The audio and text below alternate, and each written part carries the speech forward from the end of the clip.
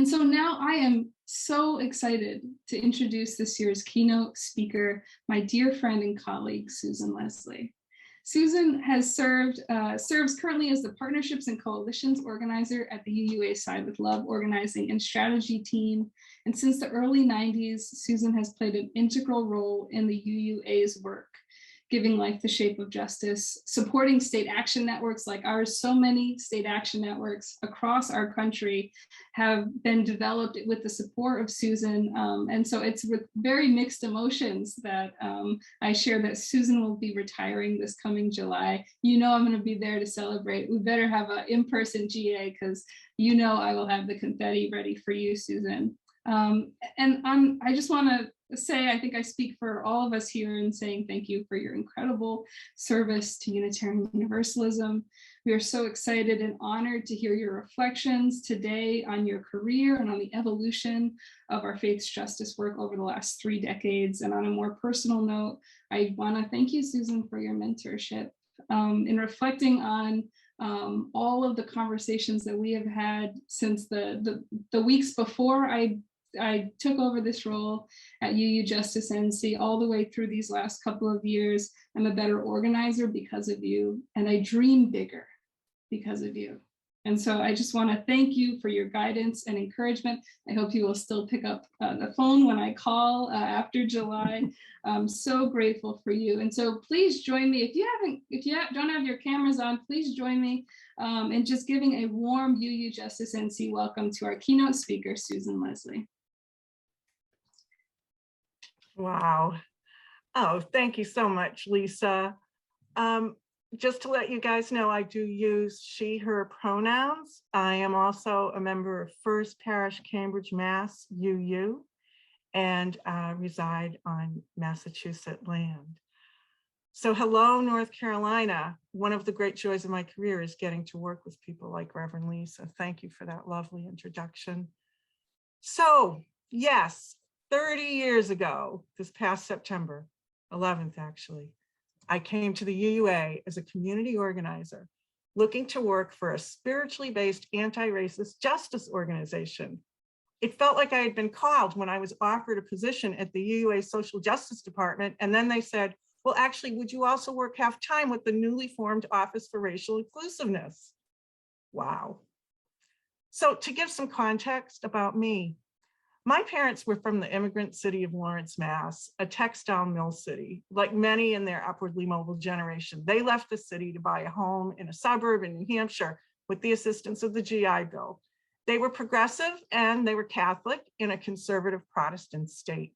They had worked on the Adlai-Stevenson and Kennedy campaigns and helped found the Democratic Party in New Hampshire. I grew up spending time in various ramshackle Democratic Party headquarters, running around with my brothers and friends and getting enlisted in envelope stuffing and neighborhood canvassing from a very young age. But I experienced political organizing as community. When my mother went to the town hall to get a copy of the registered voters list, she was told she couldn't have one and would have to handwrite herself a copy in the office. The next day, she came in with her typewriter and her 3 children, who she gave permission to run around and make as much noise as we wanted. The supervisor soon made her a copy of the list. I love to tell that story because so much of organizing is about persevering, not taking no for an answer or being intimidated by those in power. And it's also about just rolling up your sleeves and doing what needs to be done. So I joined the Team Dems and worked on the McGovern campaign. And I was inspired by the anti-war, civil rights, women's and environmental movements of the time. I began to realize after that terrible electoral loss that we needed more than getting out the vote. We needed organizing that changed consciousness and built power to get the policies we needed. In college, I also worked with the anti-apartheid movement and met a lot of foreign-born students who had experience with fighting oppressive regimes. So they and radical professors taught me about imperialism, capitalism, and liberation movements. After graduation, I found a job at a nonprofit that was developing regional government efforts, a great idea. And while I was there, I was sent to interview some community organizers who were getting citizen participation grants from the Carter administration to fund organizers. Imagine. They recruited me to organize in low-income areas in New Hampshire. I learned how to knock on doors, talk to people about their concerns, set up house meetings, and create campaigns. Our first win was that we got streetlights for one of our neighborhoods. These were constantly broken, and there had been some rapes and assaults in the neighborhood, and people didn't feel safe. Well, our folks were amazed that they could go down to City Hall and get what they needed. And next, we worked on a statewide campaign for getting lower utility rates. I remembered action where the company sent out a PR guy to hand us excuses. We had a plate of bologna that we handed to him. We had gotten the press there, and that's when I learned that a lot of organizing is theater. But while we organized, the Reagan administration was destroying everything we had won in the 60s and 70s, while liberation movements were rising all around the globe. Hard left organizers I met convinced me that we had to work for revolution here. I moved to Boston to organize in Black, brown, and white low-income neighborhoods and in various social justice movements. A young Black teenager, Levi Hart, was killed by the police, and the community rose up. 2 adult Black men were beaten and killed by white gangs. 1 man was chased onto railroad tracks and killed by a train. There was so much outrage and no justice. I saw that racial justice had to be centered in movements for social change. I gained a great deal of awareness and of multiracial, multicultural competence through this work, and met a lot of organizers of color, some of whom challenged me to organize my own people in support of their communities. But who were my people, and what was I going to do? I'd been doing this kind of organizing for almost a dozen years. But you know, the hard left is hard and tough on people, and I was yearning for a more loving kind of organizing. My youngest brother had joined the Benedictine monks at the Western Priory in Vermont. They were providing sanctuary to a Guatemalan refugee family. They sponsored solidarity conferences where I met liberation theology Catholics, Baptists, Quakers, and leaders of the People's Institute from New Orleans. Here were people of faith who were loving and revolutionary. But where would I fit in faith organizing? I was an agnostic atheist. And that's when a wonderful organizer I met from North Carolina, Linda Stout, who was a Quaker, told me she thought I would fit with the Unitarian Universalists. Well, does spirit move or what? I saw a UUA ad for a social justice staffer after that conversation. Reverend Mel Hoover and Lola Peters, a Black minister and a Black organizer, hired me. They had some big plans they were preparing to launch with UUA President Reverend Bill Schultz, the Social Justice Empowerment Program to support congregational justice organizing and programs, and the Journey Toward Wholeness Anti-Racism Initiative. I had found my people. Both programs had well-resourced training programs, but from the start, a divide was created between anti-racism training and social justice programming. Faith and Action Department that was established during John Buren's administration attempted to bring the two more into alignment. But while the anti-racism training came out of community organizing models from the People's Institute and others, the empowerment program did not include organizing. UUs were encouraged to engage in service, education, advocacy, and witness. When the advocacy and witness team was created in 2001 under UUA President Reverend Bill Sinkford's and Reverend Meg Riley's leadership, we retooled the empowerment program to include anti-racism power analysis and organizing. But it was still framed as just one of several activities. I've learned that organizing to build power to get the change we need needs to be the overall framework, with education, service, advocacy, and witness as part of that as needed to move us forward. I became the congregational organizer on our team, helping connect our congregations with grassroots, state, and national campaigns. Faith-based organizing networks have been growing and gaining large-scale affordable housing, job training, healthcare programs, and more through raising a moral voice and bringing diverse communities together. I organized a UU congregation-based community organizing ministers advisory council, and we went from 70 congregations participating in the networks to over 200, with a UU congregation in almost every organization across the country. In 2004, UUs began organizing state action networks after the disastrous 2000 elections. I became their UUA staff liaison and we began building together. And there are now 26 state action networks. or SANS, as we call them. With the emergence of digital organizing, social media, and the hope and the backlash inspired by Obama, the UUA launched the Side with Love campaign in 2009. This helped us really support local congregations and state organizing and lift up their stories. We were able to really light up the sky on how to build justice partnerships when we organized with Reverend Susan Frederick Gray and other UUs in Phoenix, migrant justice organizers, and the National Day Laborers Organizing Network to come to Arizona and stop Sheriff Arpaio's human rights abuses and the xenophobic and racist SB 1070 anti-immigrant legislation in 2010. We created the 2012 Justice GA in Phoenix and launched a migrant justice caravan tour that went to states, including North Carolina, I know, where copycat bills were being sponsored. UU congregations hosted the organizers and took action with them. Together, we defeated most of these state bills. Side with Love shared a call from North Carolina clergy to come to the Moral March in February, meet with Reverend William Barber, explore their model, and build the struggle for voting rights and justice. UUA President Reverend Peter Morales, UUA staff, and UUs from around the country came to learn and to help build this movement. Then the 2014 Ferguson uprising changed everything, put Black Lives Matter on the map, calling for centering of Black, Indigenous, and people of color, BIPOC communities, and targeting white supremacy, naming it structural racism and inequity. Black Lives of Unitarian Universalism was formed. The movement for Black Lives had a transformational impact on justice organizing and the faith community. We at the UUA worked with Blue to raise money for local bail funds. UU congregations joined in, displaying Black Lives Matter banners, and began getting in relationship with Black-led organizations. In 2016, we answered the call of Indigenous leaders and organized over 50 UU clergy and congregational leaders to go to Standing Rock to stop the Dakota Access Pipeline. Side with Love also organized for the 2016 Democracy Spring Actions and electoral work. We held national webinars and organized on-the-ground actions with UUs in Arizona and in Virginia with their partners to register votes to get out the vote. But it wasn't enough.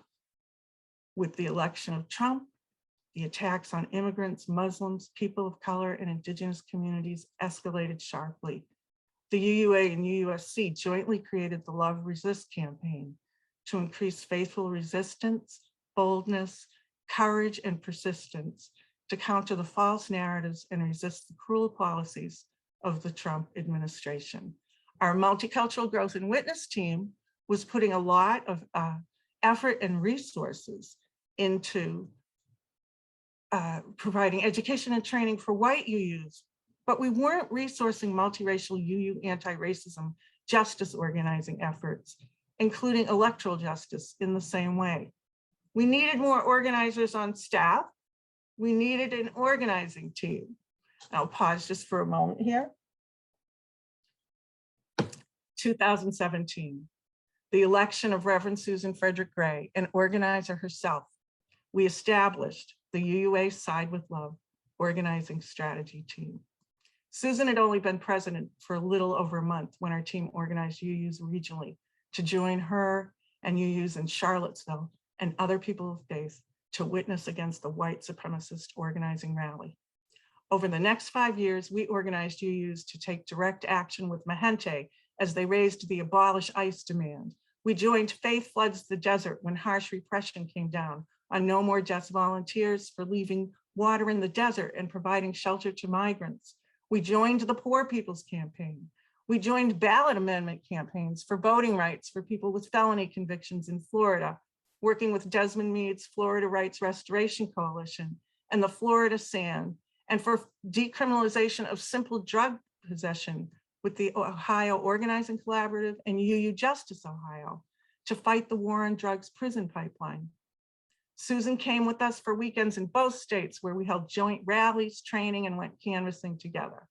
During this time too, UU congregations offering sanctuary rose from 24 to 200 and worked for sanctuary policies in their communities. I know that many North Carolina congregations were part of this effort to stop deportations and provide accompaniment to migrants and refugees.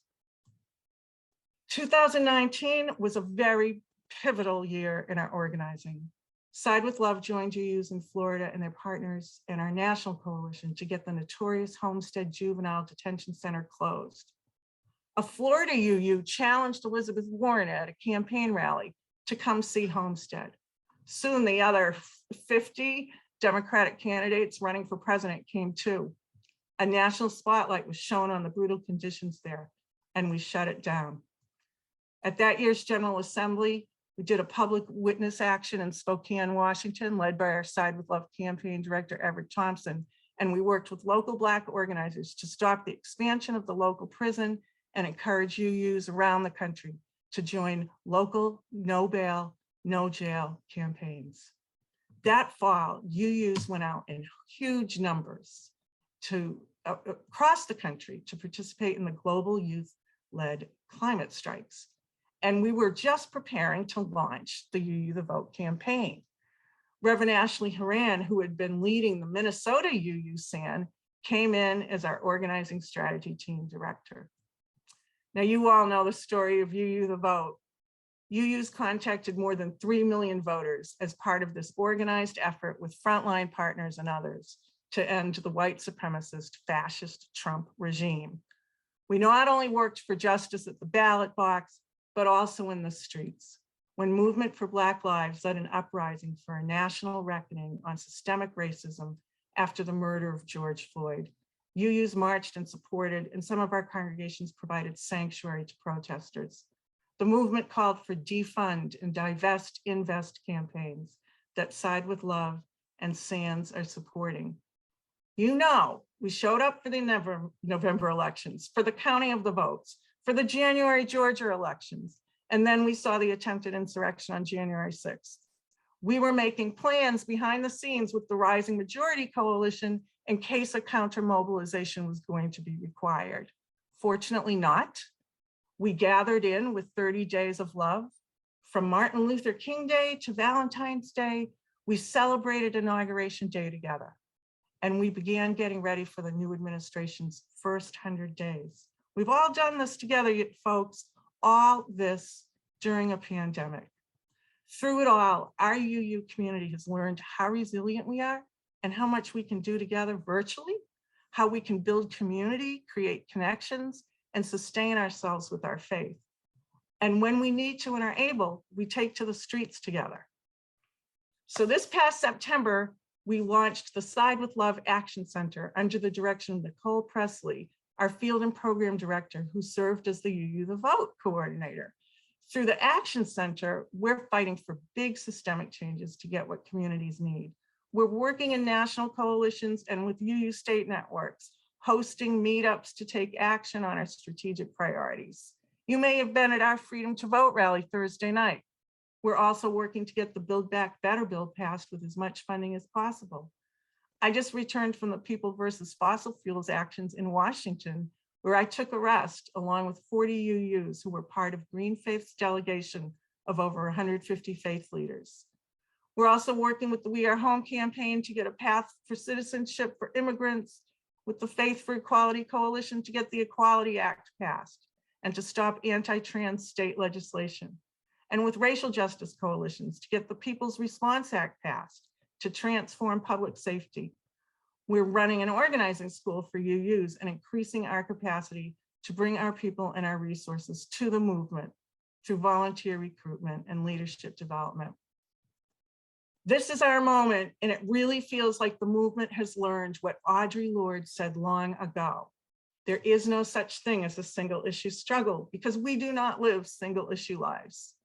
And I've learned that while we do need specific campaigns at specific times and people leading them who have expertise and direct lived experience, we also need to be nimble and support each other's struggles, getting wins when the opportunities arise, resisting together when repression comes down, and pivoting and coming together for all hands on deck moments when that's required.